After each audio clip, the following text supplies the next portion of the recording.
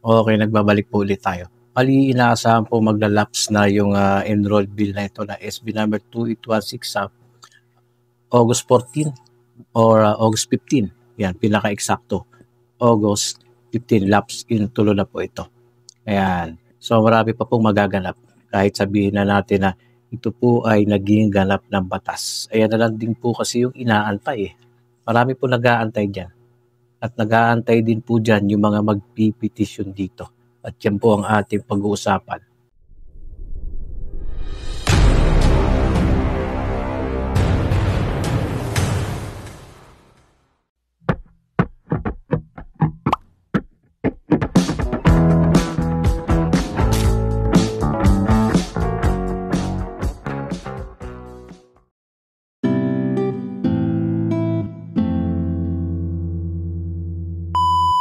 Painit ng painit pa din itong usapin sa BSKE. Napaka-controversial po, mga kababayan. Ano na ba ang mga mangyayari kapag naging batas na ito? Siyempre, yung iba iniisip dyan ng ating mga ibang mga kababayan, yung kanilang paniniwala ay siyempre, batas na yan eh. Kaya nga ginawang pinatupad yan, kaya pinasayan para pag ayan ay naging batas, kung ano yung nilalaman ng batas na yan, schedule ay November 2, 2026. Yun na ang BSKE. No, yung iba naman ay siyempre yung kanilang paniniwala ay doon pa rin sa AC ruling na dapat ay sa December 1. Itong darating na December taon 2025 tayo eh. Ayan, so nagiging hati. Ganyan, no? Left and right. Ayan, ngayon, pupuntuhin natin yung sitwasyon. Titibangin pa rin natin yung sitwasyon. Ayan. Punta tayo dun sa, halimbawa nga September na tayo, September 1. Siyempre, ganap na pong batas yan. Republic Act na po itong enrolled bill na ito. Itong pagpapalawig at pagpospon. Kasama po talaga yung pagpospon dyan. Kasi inurong eh. Di ba? Pero merong idinagdag sa fixing of term or tinawag nga itong term setting bill. Ngayon, siyempre ito po ay ganap ng batas, term setting bill na ito, Republic Act na ito. Alam naman ng lahat na nakatutok sa BSKE, mga barangay officials, mga botante. Isa ako doon, botante lang po ako. Disclaimer, botante lang po ako. Para sa inyo lang pong kalaman. Okay, so merong inaasahan nga po na merong magpipetisyon sa batas na ito kasi nga gusto na ipaglalaban yung kanyang karapatang bumoto at pumili ng kanyang gustong uupong barangay officials. Lahat naman po tayo may karapatang pumili. Lagi ko rin namin mention ng aking pong personal na kagustuhan ay gusto ko pong matuloy ang BSKE dapat sa December 1. Meron po akong personal reason na kung ano man yon, parang na-mention ko yun nung nakaraan. So sa mga nakapanood nun, alam nyo na po yun. Kaya lang, ito. Kasi meron na pong inaasahang magiging batas eh. Itong ang sinasabi natin na term setting bill. At kahit meron po existing law, ito po yung existing law. At ito po yung ipinasang bagong batas at magiging ganap ng batas. Kapag ito po ay naging ganap na batas, magiging ganyan yan. Magiging isa at mawawala na po yung existing. Ang magiging existing ay ito pong bagong pinasang batas. Gets na po. So tanggapin natin, no? Masakit man sa pandinig ng iba. Pero yun po kasi ang totoo eh. Yun po ang totoo na meron na pong bagong pumasok na batas na ginawa legislative process. Mga congresswoman at hanggang sa Senado, mga senador, mga abogado ang karamihan. Matatalino tao yan, di ba? So inihalal ng mga publiko para mamuno dyan at para gumawa ng mga batas. Ngayon, ito na yung mga susunod na mangyayari at dahil po yan ay naging ganap na pong batas. Meron pong magpipetisyon. Ito na tayo sa petitioner. Pupunta sa Korte Suprema yan para i-challenge itong batas na ito bago pa man ma-implement or bago pa man ma-enforce. Kailan ba i-enforce? Siyempre yung nilalaman ng batas sa November 2, 2026, next year pa po yun eh. Siyempre yung magpipetisyon, ang gustong mangyari ay ituloy sa itong December 1, 2025 kasi yun yung SC ruling na kanila nga pong sinasabi. Ngayon po, dahil sa ito pong ipipetisyon ay isa na nga pong ganap, no? Batas na po ito.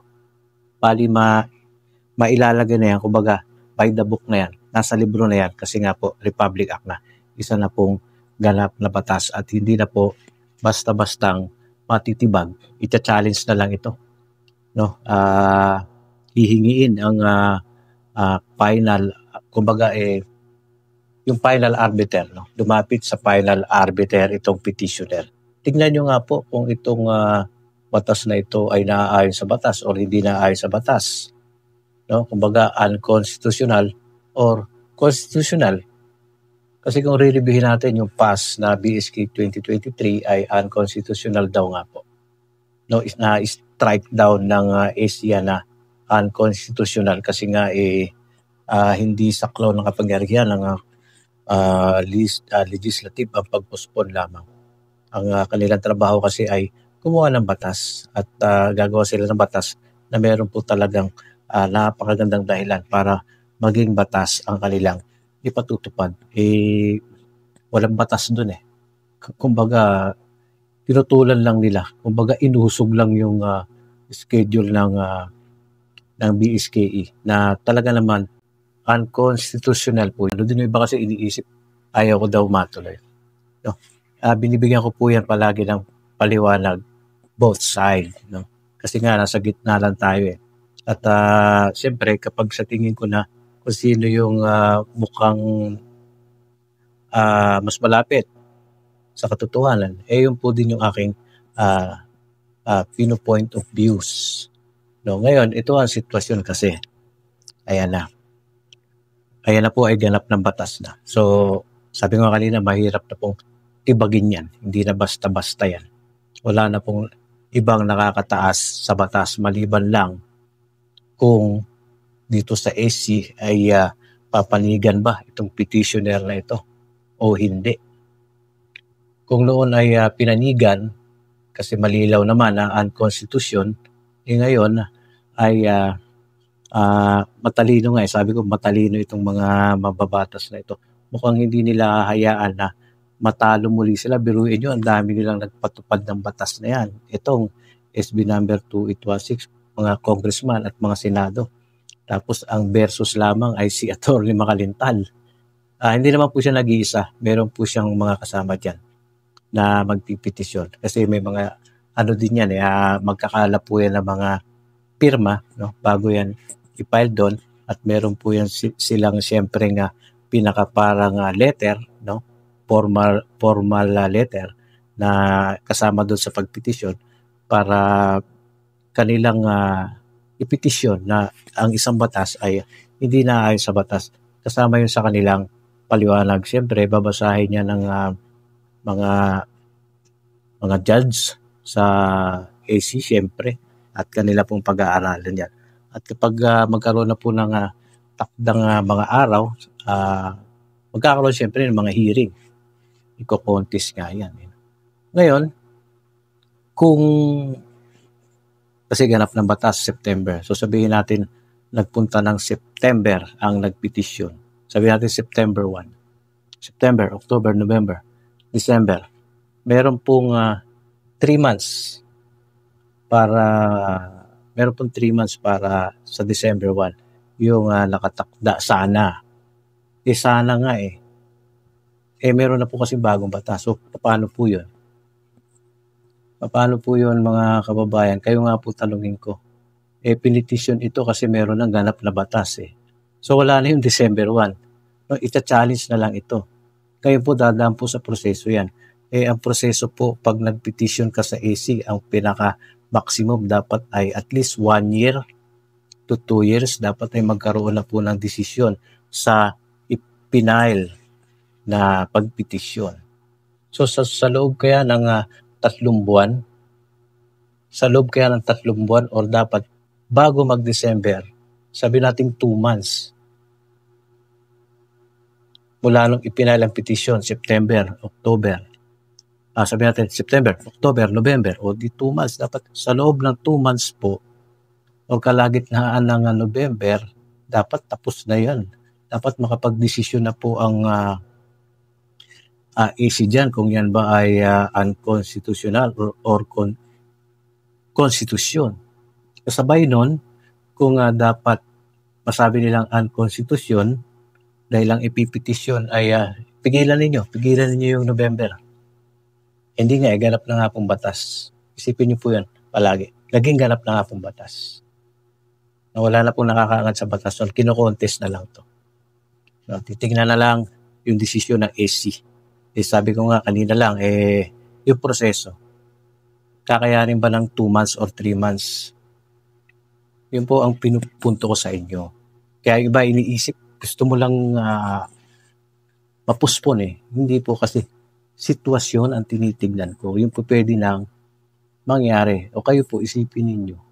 Try nyo magpaliwanag sa gustong matuloy sa December 1. Hindi nyo na po pwedeng sabihin na, ay hindi, tuloy na tuloy yan sa December 1. Diba? Hindi na po yun ang sitwasyon. Tuloy na tuloy yan sa December 1 kung wala pong pumasok na bagong batas. Diba? Kaya nga nagsimula yan, 50-50 na ngayon, nakakalamang na po itong bagong batas kasi nawala na yung lumang batas. No? Tina-challenge na lang. Alam nyo ba, kung wala mag-challenge, anong mangyayari? Kung wala magpipetisyon, ano po mangyayari? Sagutin po niyo yun. Di tuloy na tuloy sa November 2, 2026.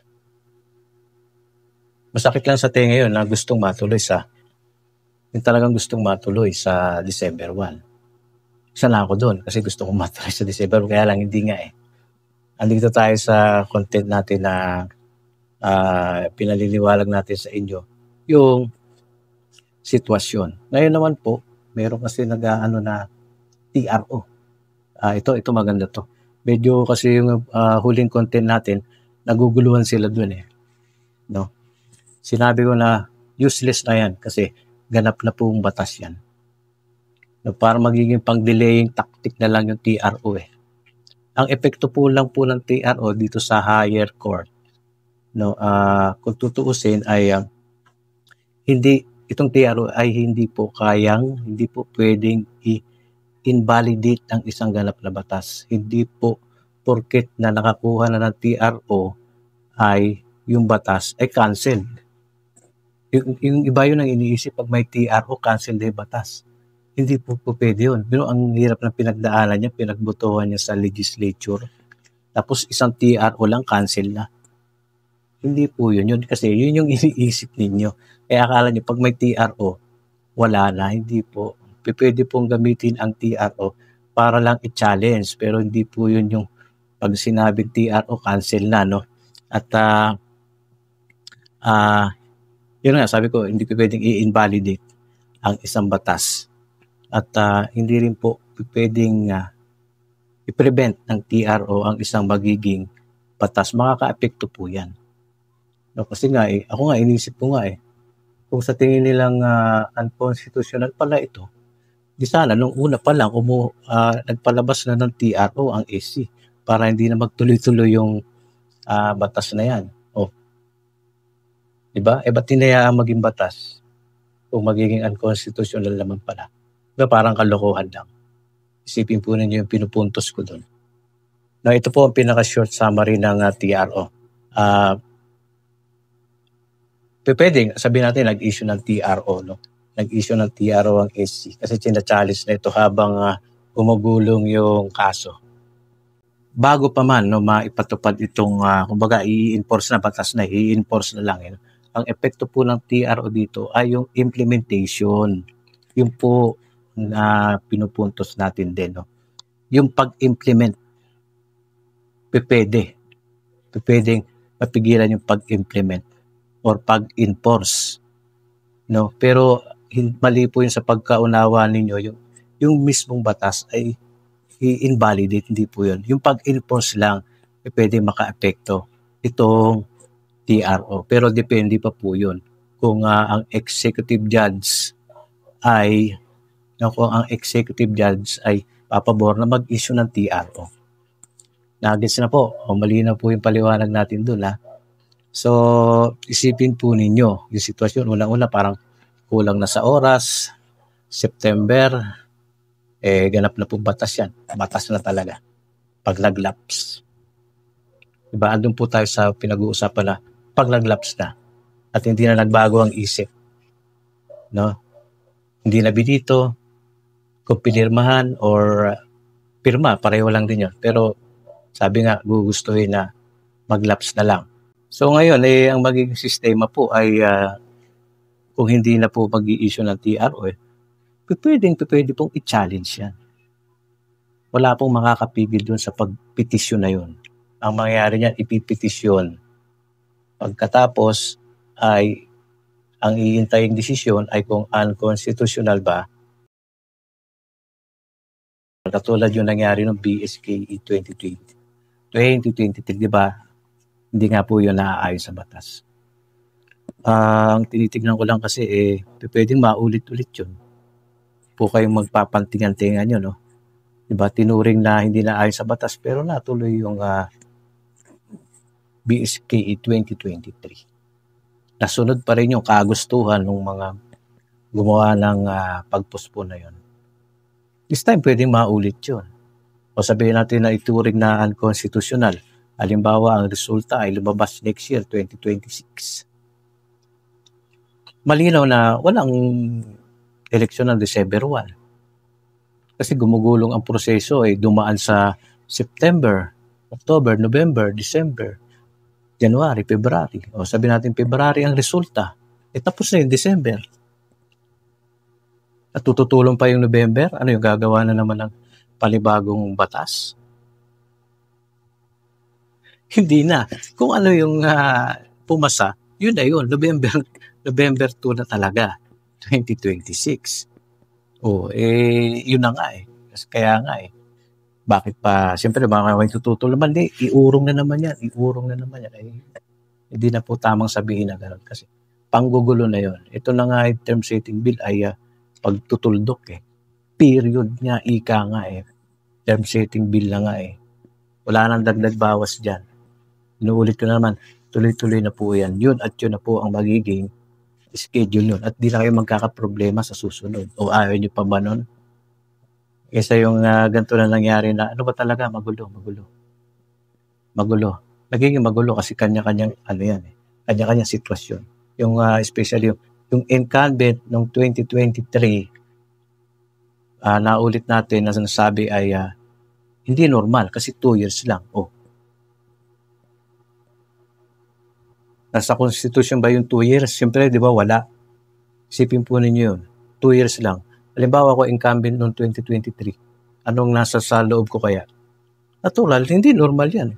Kahit alam ko man na magkakaroon ng eleksyon ng 2025, BSKE, sa loob ko, hindi tama yun kasi 2 years lang ako. Tapos bagong halal lang ako. Ikaw, halimbawa ikaw, tanungin kita, incumbent ka ng 2023, tapos kakaroon ulit ng eleksyon ng 2025. Ano pakiramdam mo? Ang nasa Constitution, 3 years. O di iisipin mo, wala sa Constitution yung pag-upo ko. Kaya iisipin mo, dapat nga pala ituloy na lang ng 2026 para naman fair kasi bago lang ako para masunod yung 3 years. So, tingnan nyo rin. Tingnan nyo rin po yung sitwasyon ng incumbent na alanganin nyo po. Hindi yung kayo at kayo na lang masusunod. Di ba? Kaya nga pumasok itong term setting bill Fixed term na nga, dinidiin lang natin yan. At itong TRO na ito, temporary restraining order ay pansamantala lang, no? Pang immediate decision lang. Pero sabi nila, pwede itong TRO na ito na ibigay ng kumbaga pangmatagalan. Pwede yun, depende sa sitwasyon. Paano, dito naman sa sitwasyon na ito, ganap na pong batas yan. No? Mahirap na po pigilan yung isang ganap ng batas.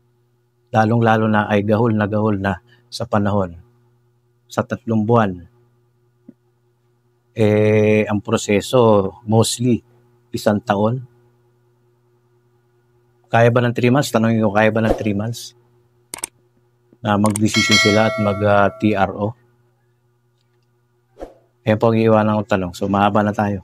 Mag-update na lang po ulit tayo sa susunod. Sana po ay itong content natin, binigyan ko ng paliwanag left and right para pag-isipan po ninyong mabuti. Okay po. So, maraming salamat na nasusunod, mga kababayan, mga ka-hunters. Salamat sa panunod ulit. Okay. Update na lang tayo. Hanggang dito na lang. God bless you all.